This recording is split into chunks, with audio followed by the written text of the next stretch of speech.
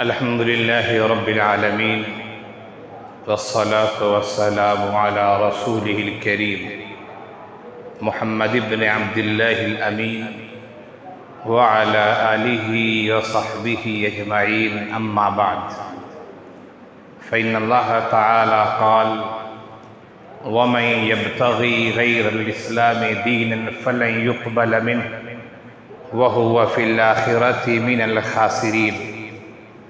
صدق اللہ العظیم. میرے عزیز طلبہ، نوجوان دوستوں اور ساتھیوں اور میرے دینی بھائیوں، اللہ تعالیٰ کا لاکھ کرم اور اس کا احسان ہے، اس کا فضل ہے کہ اس نے ہم سب کو مسلمان بنایا.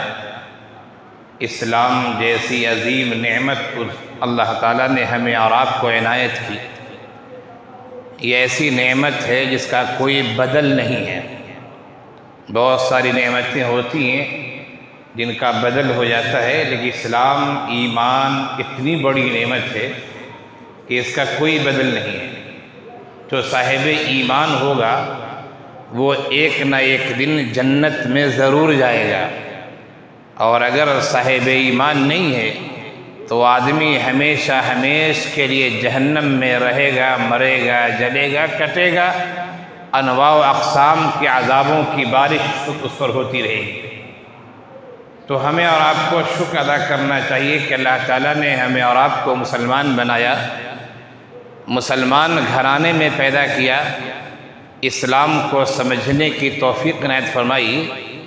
ہماری اور آپ کی ذمہ داری ہے کہ ہم اسلام کو، اس دعوت کو دوسروں تک پہنچائیں، اور ہمیں فکر مند ہونا چاہیے کہ جس طرح ہمیں یہ نعمت حاصل ہوئی ہے، یہ نعمت دوسروں کو بھی ملے. ہم اس کے لیے کوشش کریں اپنے لحاظ سے. سامنے والے کا اپنا مقدر ہے، اس کی اپنی قسمت ہے، اس کا اپنا ارادہ ہے، اپنا عزم و حوصلہ ہے. وہ دعوت قبول کرے نہ کرے یہ اس کا کام ہے، لیکن ہم تو دعوت پیش کر کے ایک حجت تمام کر دیں گے. ہمارا جس ملک میں رہ رہے ہیں اس ملک میں بہت سارے چھوٹے بڑے فسادات، چھوٹے بڑے واقعات پیش آتے رہتے ہیں، اور اس ملک ہی نہیں بلکہ دنیا کے تمام ممالک میں واقعات پیش آتے رہتے ہیں. نوعیتیں الگ الگ ہوتی ہیں، انداز الگ الگ ہوتا ہے. 22 جنوری کو ہمارے ملک میں رام مندر کا افتتاح ہونا ہے، جسے اوپننگ کہہ لیجئے. پورے ملک میں ایک ہنگامہ ہے، ایک شور ہے. مختلف طرح کے لوگ ویڈیوز جاری کر رہے ہیں، مختلف طرح کے بیانات چینل پر، سوشل میڈیا پر لوگ پیش کر رہے ہیں. اس پس منظر میں ہم نے ارادہ کیا کہ آپ کے سامنے 2-3 باتیں پیش کروں. اللہ تعالیٰ ان باتوں کا ہمیں اور آپ کو سب کو حامل بنائے. سب سے پہلی بات تو یہ ہے جس کو اچھی طرح آپ سمجھیں اور ہمیں سمجھنا چاہیے کہ اسلام اور کفر کی کشمکش یہ شروع سے ہے اور آخر تک رہے گی. شروع سے ہونے کا مطلب یہ ہے کہ جیسے ہی فرشتوں نے حضرت آدم علیہ السلام کو سجدہ کیا، لیکن ابلیس اکڑ گیا، اڑ گیا، ہم نہیں مٹی کے سامنے سجدہ نہیں کر سکتے.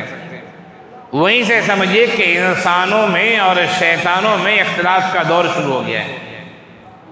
حضرت آدم پہلے انسان تھے، پہلے نبی تھے، ان سے پہلے جناتوں کو پیدا کیا جا چکا تھا.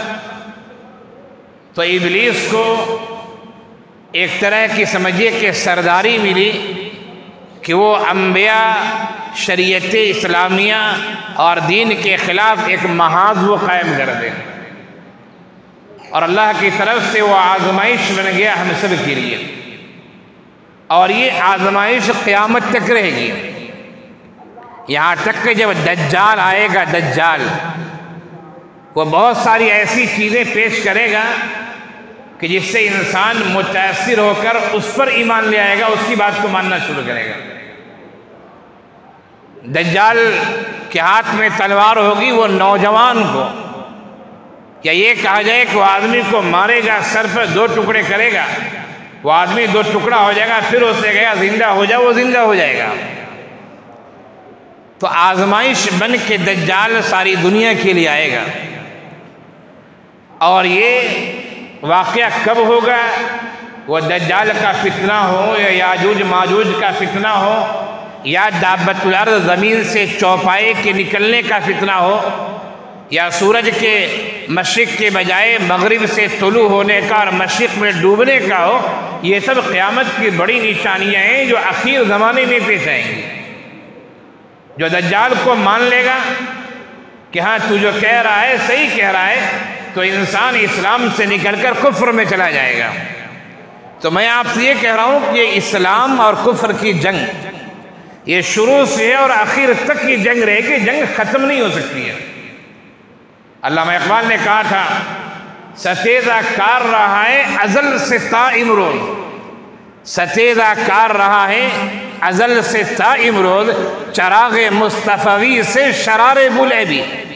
ایک طرف چراغ مصطفی ہے، دین ہے، اسلام ہے، اچھے عقائد ہیں، اور ایک طرف شرار بلہبی ہے، ابو جہل ہے، ابو لہب ہے، شیاطین ہے، ابلیس ہے، کفر ہے، شرک ہے۔ یہ دونوں میں کشمکش شروع سے رہی اور آخر تک رہے گی، یہ کشمکش ختم ہونے والی نہیں ہے۔ انبیاء کرام تشریف لائے، انہوں نے دعوتوں کا کام کیا اور خوب دعوت دی۔ انبیاء کرام سے زیادہ مخلص کون ہو سکتا ہے؟ لیکن ماننے والے مانے، انکار کرنے والوں نے انکار کیا، اور ماننے والوں کی تعداد کم رہی ہے۔ اسی لیے اللہ کے رسول صلی اللہ علیہ وسلم کا ارشاد گرامی ہے کہ جنت اور جہنم میں جانے والوں کا جو فگر رہے گا، اوسط رہے گا، وہ یہ کہ 999 آدمی جہنم میں جائیں گے تو ایک آدمی جنت میں جائے گا۔ ذرا غور کر لیجیے، 1000 میں ایک آدمی جنت میں جائے گا، 999 افراد جہنم میں جائیں گے، تو معلوم یہ ہوا کہ کفر اور شرک کے ماننے والے بہر صورت دنیا میں زیادہ رہیں گے۔ ہو سکتا ہے کسی ایک زمانے میں کم رہیں، ہو سکتا ہے ایک زمانے میں کم رہے کفر شرک کے ماننے والے، لیکن اگلے زمانے میں وہ اتنے زیادہ ہو جائیں گے کہ ماضی کو کور کر لیں گے وہ، اور ماضی کی کمی کو دور کر لیں گے وہ۔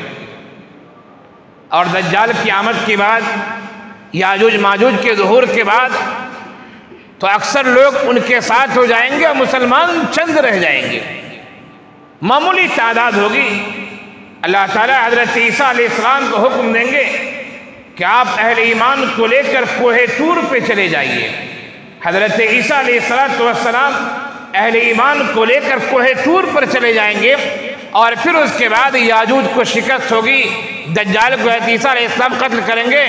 پوری روایتیں ہیں جو قیامت کے متعلق ہیں، علامات قیامت، اس کو آپ پڑھیں گے تو آپ کو پتہ چلے گا۔ تو میں یہ کہہ رہا ہوں کہ یہ کشمکش جو ہے کفر اور اسلام، یہ کشمکش ختم ہونے والی نہیں ہے، یہ ہمیشہ سے اور ہمیشہ رہے گی کشمکش۔ ہمیں اور آپ کو مثبت کردار ادا کرنا ہے، ہمیں اور آپ کو جو سکھایا گیا وہ کام کرتے رہنا ہے۔ ہمیں یہ نہیں دیکھنا ہے کہ ہم تو کام کر رہے ہیں لیکن کوئی فائدہ نظر نہیں آ رہا ہے۔ آپ اخلاص کے ساتھ کام کریں، نتائج ظاہر ہوں گے، اور اگر نتائج ظاہر نہیں ہوں گے تو آپ تو عند اللہ مأجور ہوں گے، آپ کو تو ثواب ملے گا۔ بعض درجوں میں کہا کرتا ہوں میں، ہر آدمی کی فطرت اللہ نے بعض چیزوں میں الگ الگ انداز کی بنائی ہے۔ میرا بھی اپنا مزاج ہے، بس اوقات بچوں کو کوئی چیز کہتا ہوں اور جب درجے میں جاتا ہوں دیکھتا ہوں اس پر عمل نہیں ہے تو مجھے بہت غصہ آتا ہے۔ کبھی اپنے غصے کا اظہار کر دیتا ہوں، کبھی اظہار نہیں کرتا ہوں۔ کبھی کبھی تو طبیعت چاہتی پڑھانا لکھانا چھوڑ دو۔ اگر سڑک کے کنارے بنڈی لگا لی جائے، بنڈی جو جتنی تنخواہیں مدارس سے ملتی ہیں نا، اس سے زیادہ بنڈی لگانے میں، ٹھیلا لگانے میں آدمی کما لے گا۔ لیکن پھر ذہن میں میری ایک بات آتی ہے، وہ یہ کہ ہم اگر پڑھا لکھا رہے ہیں اور ایک بڑی تعداد اچھی نہیں نکل رہی ہے، لیکن اگر ہم مخلص ہیں تو ہماری محنت رائے گا نہیں جائے گی۔ حضرت نوح علیہ السلام نے کتنے سال محنت کی، حضرت ہود علیہ السلام نے کتنے سال محنت کی، حضرت لوط علیہ السلام نے، اور اسی طرح دیگر انبیاء کے تذکرے پڑھ لیجئے کتنی محنتیں کی انہوں نے، لیکن ایمان لانے والوں کی تعداد ان کی محنت کے مقابلے میں بڑا انعام تھی۔ کیا ان انبیاء کرام کو محنت کرنے کا ثواب نہیں ملے گا؟ کیا ان انبیاء کرام نے دعوت کا کام کے ثواب نہیں؟ یقیناً ملے گا۔ انبیاء کرام کی سیرتیں پڑھ کے میں بھی اس بات پر اڑ جاتا ہوں اور اللہ سے استقامت کی دعا مانگتا ہوں کہ اللہ ٹھیلا لگانے میں تو پیسے زیادہ مل جائیں گے، لیکن تو نے جو علم دیا ہے، تو نے جو معلومات دی ہے، یہ معلومات ہم دوسروں تک پہنچائیں، یہ ہماری ذمہ داری ہے۔ اس لیے کہ دین کے کام کے لیے، خالص دین کے کام کے لیے، ورنہ دین کا کام تو دائرہ بہت وسیع ہے، بلکہ جو تعلیم ہم نے حاصل کی ہے خود اس پر عمل کرنے کی کوشش کریں گے اور اس تعلیم کو ہم عام کرنے کی کوشش کریں گے۔ ہم مشن کے طور سے لے کر آگے چلیں گے، ہم اپنے آپ میں مخلص ہونے کی کوشش کریں گے، ہم مادیت کے پرستار نہیں ہوں گے، ہم مال و دولت کے پیچھے نہیں بھاگیں گے، ہم اللہ سے مانگیں گے، وہ اللہ ہمیں دے سکتا ہے، ایسی جگہ سے دے گا اللہ تعالیٰ کہ جہاں سے ہمارا وہم و گمان بھی نہیں ہو سکتا ہے، لیکن ہم مخلص ہوں، ہم محنت کریں، ہم کام کرتے رہیں۔ تو میں یہ کہہ رہا تھا کہ اسلام اور کفر کی کشمکش یہ ہمیشہ سے اور ہمیشہ رہے گی، ہمیشہ سے، یعنی حضرت آدم علیہ السلام کی یہ چیز شروع ہوئی ہے اور یہ قیامت تک رہے گی۔ ہمارا اور آپ کا کردار یہ ہونا چاہیے ہم مثبت انداز میں کام کرتے رہیں۔ ہو سکتا ہے نتائج مثبت نہ ظاہر ہوں، ہمیں اسباب و علل پر غور کرنا چاہیے کہ آخر کیا بات ہے کہ ہماری چیز کام نہیں کر رہی ہے۔ اگر آپ نے تمام اسباب صحیح اختیار کیے ہیں تو پھر آپ اللہ سے دعا کرتے رہیں کہ اللہ تعالیٰ آپ کے اعمال کو، آپ کی محنتوں کو، ہماری کوششوں کو اللہ قبول فرمائے، اور جو افضل اور اعلیٰ کام ہو سکتا ہے، افضل اور اعلیٰ کام یہ کہ انبیاء جس مشن کو لے کے آئے تھے، ہمارے مدارس اسلامیہ میں اسی مشن کی نمائندگی ہوتی ہے۔ انبیاء کرام اس لیے نہیں آئے تھے کھانا کیسے پکایا جائے یہ بتایا جائے، انبیاء کرام اس لیے نہیں آئے تھے کہ کھیت میں ہل کیسے جوتا جائے بتایا جائے۔ یقیناً انبیاء کرام نے اس کی بھی نشاندہی کی ہے، انبیاء کرام کی تعلیمات میں وہ سب باتیں ہیں، لیکن انبیاء کرام کی بعثت کا مقصد یہ ہے کہ اللہ کے مخلوق کو اللہ سے، یعنی خالق سے جوڑا جائے۔ مخلوق یہ سمجھے، انسان یہ سمجھے کہ آخر ہمیں اس دنیا میں کیوں بھیجا گیا ہے، ہمارا رب ہم سے کیا چاہتا ہے، اور اس کو سمجھنے کے بعد اس پر انسان خود بھی عمل کرے اور دوسروں کو بھی عمل کرنے کی دعوت دے۔ یہ انبیائی مشن ہے۔ یہ ہم اور آپ اسی کام کے لیے تیار ہو رہے ہیں، ہمیں اور آپ کو یہ کام اچھی طرح کرنا چاہیے۔ ہماری گفتگو کا ایک دوسرا محور یہ ہے، ہم جہاں رہتے ہیں ہمارے برادران وطن غیر مسلم حضرات ہیں، مختلف ادیان و مذاہب کے ماننے والے ہیں، آخر ہم ان کے ساتھ کیسا معاملہ کریں؟ دیکھیے انسانیت کے ناطے تو ہمیں سب کے ساتھ خیر خواہی کرنی ہے۔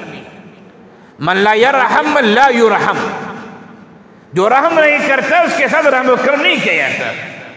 اللہ کے رسول نے فرمایا کہ تم مومن نہیں ہو سکتے ہو کہ تم تو پیٹ بھر کر کھا کر سو جاؤ، تمہارا پڑوسی بھوکا رہے۔ وہ پڑوسی مسلمان بھی ہو سکتا ہے، غیر مسلم بھی ہو سکتا ہے، وہ پڑوسی کوئی بھی ہو سکتا ہے۔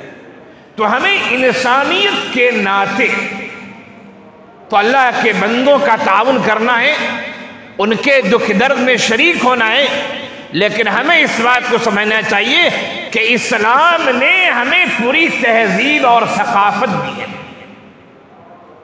زندگی کا کوئی بھی کام ادنا سے ادنا ہو، اعلیٰ سے اعلیٰ ہو، ہر کام کی اسلام نے ہماری اور آپ کی رہنمائی کی۔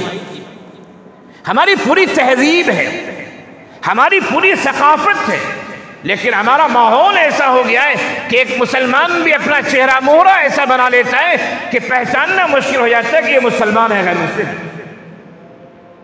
ابھی ایک ہفتہ پہلے کی بات ہے، اسی سبیل السلام مدرسے کی بات ہے، ایک آدمی کو میں نے دیکھا، مسلمان تھے، جاننے والے تھے، وہ آئے اور ہاتھ میں لوہے کا کڑا پہنے ہوئے، گردن میں زنجیر ہے، لوہے کی ہو چاندی کی ہو دونوں ناجائز ہے، مرد کے لیے لوہا و چاندی دونوں ناجائز ہے، صرف انگوٹھی خاص مقدار ہے، اس مقدار کی چاندی آدمی استعمال کر سکتا ہے مرد۔ میں نے کہا یہ تو بہت غلط چیز ہے۔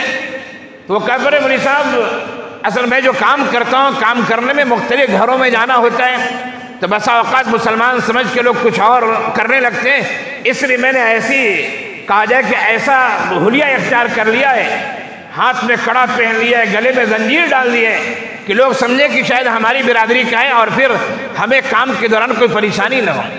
اسلام یہ نہیں سکھاتا ہے، اسلام یہ نہیں سکھاتا ہے، اسلام یہ سکھاتا ہے کہ رزق کا مالک اللہ تعالیٰ ہے۔ آج میں جانتا ہوں میرے جاننے والے میں کتنے ایسے لوگ ہیں میرے جاننے والے میں جن کی تنخواہ لاکھ سے اوپر ہے اور ہم لوگ کی تنخواہ 10,000 کے آس پاس ہے، لیکن الحمدللہ جتنا اطمینان قلبی ہم لوگوں کو ہے اتنا اطمینان انہیں نصیب نہیں ہے۔ اس رزق سے کیا فائدہ جس رزق سے ہماری پرواز میں کوتاہی آ جائے، ہماری اڑان میں کمی آ جائے، وہ رزق جو ہم سے امن و سکون عافیت کو چھین لے، اس سے بہتر ہے کہ 2 لقمہ ہی کھائیں، 4 لقمہ نہ کھائیں، لیکن امن عافیت اور سکون سے تو رہیں۔ تو میں یہ کہہ رہا تھا کہ اسلام جس کو ہمارا آپ مانتے ہیں یہ پوری تہذیب ہے، یہ پوری ثقافت ہے، پورا کلچر ہے، ہمیں کیسے رہنا چاہیے اس نے سب چیزوں کی تعلیم دی ہے۔ حضرت مولانا علی میاں ندوی علیہ رحمہ کی کتاب ہے، اس میں انہوں نے ایک بات لکھی کہ آج جو مسلمانوں کا حلیہ ہے، رنگ و روپ ہے، رہن سہن ہے، معاملات ہیں، تعلقات ہیں، اگر آج ابو جہل اور ابو لہب کو اس کی قبر سے اٹھایا جائے، اسے قوت گویائی دی جائے اور وہ آج کے مسلمانوں کو دیکھے تو ابو جہل اور ابو لہب اللہ کی عدالت میں مقدمہ دائر کر دیں گے کہ اللہ اگر ایسا ہی اسلام لانا تھا کہ کلمہ پڑھ لو اور منمانی کرتے رہو، اے اللہ ایسا ایمان تو ہم بھی لا سکتے تھے، ایسا ایمان تو ہم بھی لا سکتے تھے۔ ہم تو یہ سمجھتے تھے کہ محمد جو دعوت دے رہے ہیں لا الہ الا اللہ محمد رسول اللہ، اس کا مطلب ہے کہ جو ہم نے اللہ کو معبود مان لیا ہے، محمد کو رسول مان لیا ہے، تو اب ہمارے من کی نہیں چلے گی، اب محمد اور اللہ کے من کی چلے گی۔ میں تو یہ سمجھ رہا تھا، لیکن آج کے جو مسلمان ہیں جس حالت میں ایسا اسلام، تو پھر اللہ ہمیں آج جہنم میں کیوں ڈالیں گے؟ ہمیں دوسری زندگی آپ نے دی، ہم اسلام قبول کر لیتے، کلمہ کسی اور کا پڑھو، کام کسی اور کا کرو، مسجد میں رہو تو کچھ اور حالت کرو، مسجد کے باہر رہو تو کچھ اور حالت کرو، اپنوں سے کچھ اور معاملے کرو، غیروں سے کچھ اور معاملے کرو، یہ تو منمانی اسلام ہے، اور منمانی اسلام تو ہم بھی قبول کر سکتے ہیں۔ بہت ساری ویڈیوز آ رہی ہیں رام مندر کی اوپننگ کے سلسلے میں، جس میں مسلمان پوجا پاٹ بھی کر رہا ہے، مسلمان دان دکھنا بھی دے رہا ہے، مسلمان بتوں کو مالے بھی چڑھا رہا ہے، نہ جانے کیسے کیسے کام کر رہا ہے۔ دوستو ایک مسلمان کے شان شان یہ چیز نہیں، وہ بھی اللہ کی مخلوق ہے، اللہ کے بندے، ہم بھی اللہ کے بندے ہیں، ہم ان کا احترام کریں گے، بڑے ہوں بوڑھے ہوں چھوٹے ہوں عورتیں ہوں مرد ہوں جو بھی ہوں، انسانیت کے ناطے ہم ان کا احترام کریں گے، ان کی عبادت خواہوں کا بھی احترام کریں گے، وہ جن کو بڑے مانتے ہیں ان کا بھی احترام کریں گے، ان کے ساتھ ہم بدتمیزی سے پیش نہیں آئیں گے، لیکن ان کے پوجا پاٹ میں ہم شریک ہو جائیں، یہ تو گویا کہ ہم نے اپنے اسلام کو چھوڑ کے کفر کے راستے کو ہموار کر دیا۔ لوگ سمجھ نہیں پاتے اسے، لوگ سمجھتے ہیں کیا ہو جائے گا، کر لیں گے کیا ہو جائے گا۔ ابھی بھی بہت سارے گاؤں دیہات ایسے ہیں جہاں ہمارے برادران وطن کے گھر میں اگر میت ہوتی ہے تو گاؤں کا مسلمان بھی میت کے ساتھ ساتھ جاتا ہے اور وہاں جا کے جو لوگ جلاتے ہیں وہ جلانے میں شریک رہتا ہے۔ ہماری تہذیب اس کی اجازت نہیں دیتی، ہمارا دین اس کی اجازت نہیں دیتا ہے۔ آپ کریں، آپ کو جو کرنا ہے، آپ کے گھر پریشانی آئے گی ہم غم کا اظہار کریں گے، آپ بھی انسان ہیں ہم بھی انسان ہیں، ہمارے گھر میں پریشانی آئے گی آپ کو بھی اظہار کرنا چاہیے، لیکن ایسا اظہار کہ ہم ایسے کام کریں جس سے پتہ چلے کہ ہماری شریعت ہم سے دور ہو گئی ہے، یہ شرعاً بالکل جائز نہیں، بالکل جائز نہیں ہے۔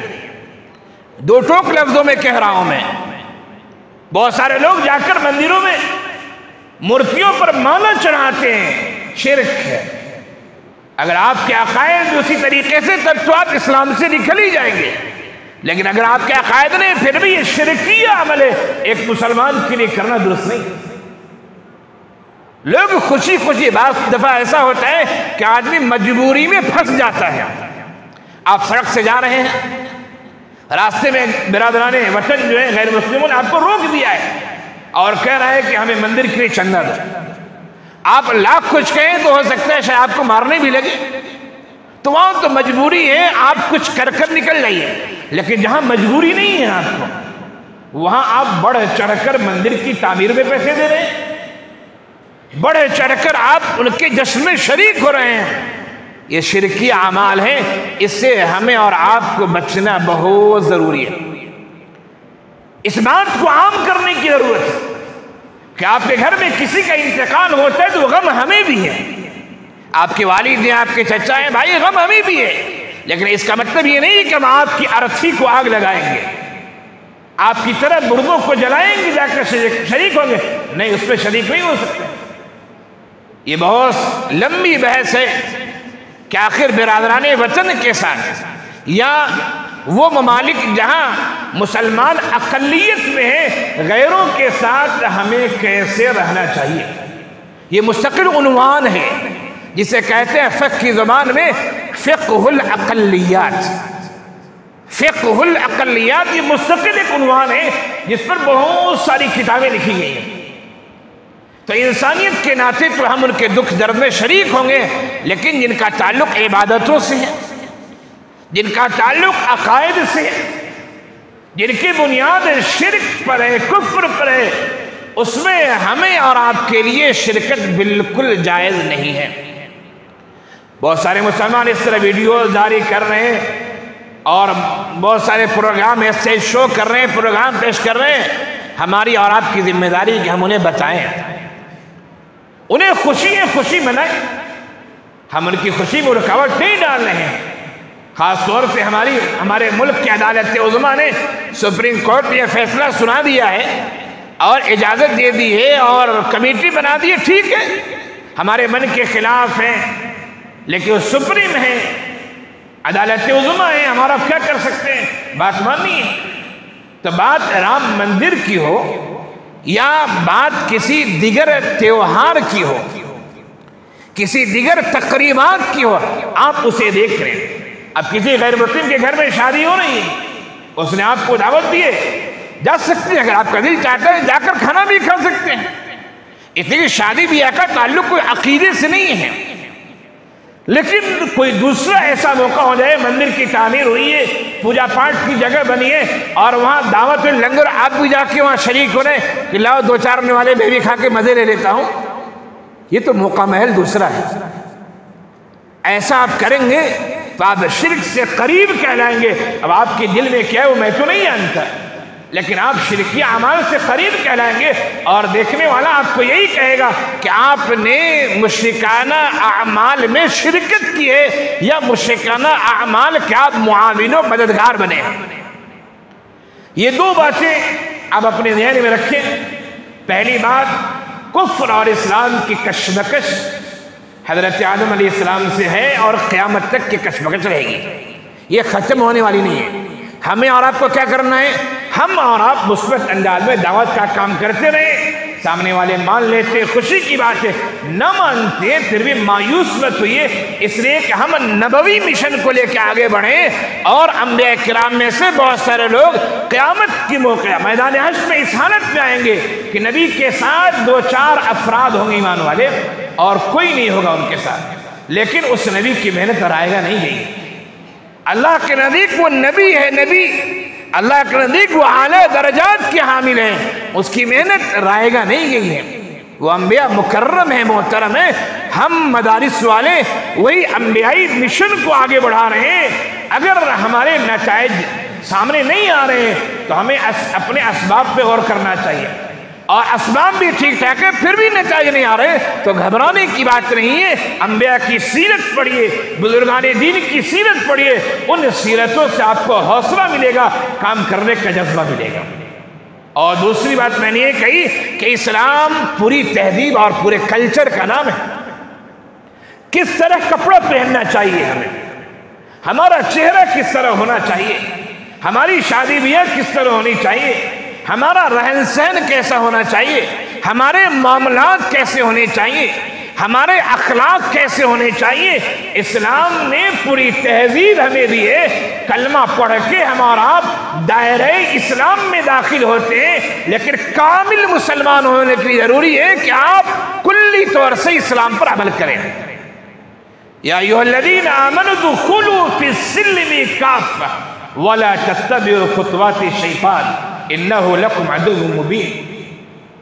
اے مومنو، پورے طور پر اسلام میں داخل ہو جاؤ اور شیطان کی پیروی مت کرنا۔ شیطان تو تمہارا کھلا ہوا دشمن ہے، اس نے تو انسانوں کو بہکانے کی ذمہ داری لینی ہے، اور اللہ نے اسے مہلت دے رکھی ہے۔ تو اسلام پوری تہذیب کا نام ہے، اور یہ اتنی جامع آیت ہے، اتنی جامع آیت ہے۔ کیا فرمایا؟ یا ایھا الذین آمنوا ادخلوا فی السلم کافۃ۔ ایسا نہیں کہا فلاں فلاں، نہیں، پورے طور سے اسلام میں داخل ہو جاؤ۔ یہ اسلام کا بہت اہم حکم ہے۔ ہم اور آپ سوچتے ہیں نام مسلمان کے رکھ لیا، شناختی کارڈ مسلمان کا بن گیا، مسلمان گھر میں پیدا ہو گئے، مسلمان ہو گئے۔ یقیناً مسلمان ہے، آپ کی اسلام میں شکل مسلمان ہے، لیکن یہ پورا اسلام نہیں ہے۔ آپ اسلام کے دائرے میں داخل ہوئے ہیں، دائرے میں آنے کے بعد اس کے جو اصول و ضوابط تھے اسے ماننا ہے۔ جب تک آپ اس مدرسے کے طالب علم نہیں تھے، اپنے من سے آپ کام کر رہے تھے، لیکن جیسے ہی آپ اس مدرسے کے باؤنڈری کے اندر آ گئے، فارم بھر کے آپ یہاں کے طالب علم ہو گئے، تو اب مدرسے کے اصول و ضوابط ماننے پڑیں گے آپ کو۔ نہیں مانیں گے، نام کٹے گا، اخراج ہوگا، جہاں جانا ہے جائیے۔ تو کلمہ پڑھ کے انسان اسلام کے دائرے میں آتا ہے۔ اب جب ہم دائرے میں آ چکے ہیں، اب دیکھیں کہ اسلام کیا چاہتا ہے۔ اسلام چاہتا ہے کہ ایک مسلمان ظاہر باطن ہر لحاظ سے اللہ والا رہے، اللہ کے احکامات پر عمل کرنے والا رہے۔ یہ بات بھی عوام کو بتانے کی ضرورت ہے کہ اسلام پوری تہذیب اور پوری ثقافت اور پورے کلچر کا نام ہے۔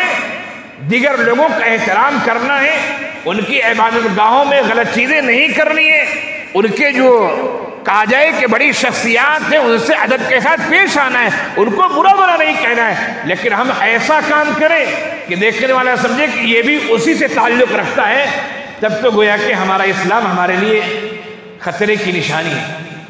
ایسا نہ ہو کہ ہم اس دائرے سے نکل کے کسی اور دائرے میں چلے جائیں۔ یہ دو باتیں اچھی طرح یاد رکھیے۔ اللہ تعالی ہم سب کو کہنے سننے سے زیادہ عمل کی توفیق عنایت فرمائے۔ وآخر دعوانا ان الحمد للہ رب العالمین۔